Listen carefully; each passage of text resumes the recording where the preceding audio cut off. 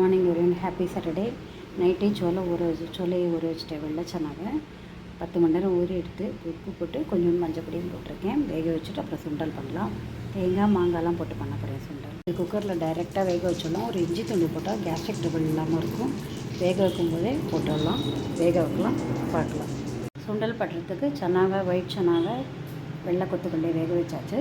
அதுக்கு கடுகு தாளித்து கொட்டிடலாம். தாளித்து கொட்டிட்டு பச்சை மிளகா, காஞ்ச மிளகா, மாங்காய், தேங்காய், துருவின கேரட்டு, கருவேப்பிலை எல்லாத்தையும் போட்டு கருவேப்பிலை போட்டுக்கிட்டே அதை தனித்தனியாக இருந்தால் தூக்கி போட்டுருவோம்ல, அதனால நறுக்கிட்டோம்.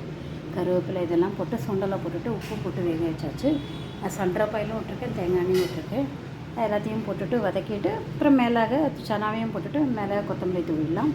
அப்புறம் சுண்டலுக்கு மேலே வெங்காயம் தூவி சாப்பிட்டுக்கலாம். பண்ணலாம் பார்க்கலாம். தாளிச்சு போட்டுட்டு எடுத்து வச்ச சாமான்லாம் போட்டாச்சு. வேக வச்ச சுண்டலை போட்டோம்னா ரெடி ஆகிடும் சுண்டல். சனாவையும் போட்டாச்சு. சூப்பரான சுண்டல் ரெடி எடுத்து இந்த மாதிரி பண்ணி பாருங்க. ரொம்ப டேஸ்ட்டாக இருக்கும்.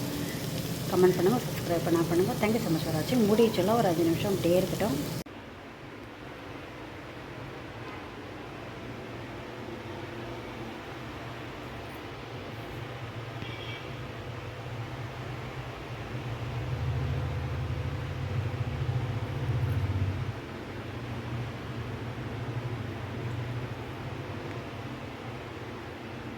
சுண்டலை மேலாக வெங்காயம் தூவிட்டு இதோட சேர்த்து சாப்பிட்டா சூப்பராக இருக்கும். இந்த மாதிரி பண்ணி பார்த்துட்டு கமெண்ட் பண்ணுங்கள்.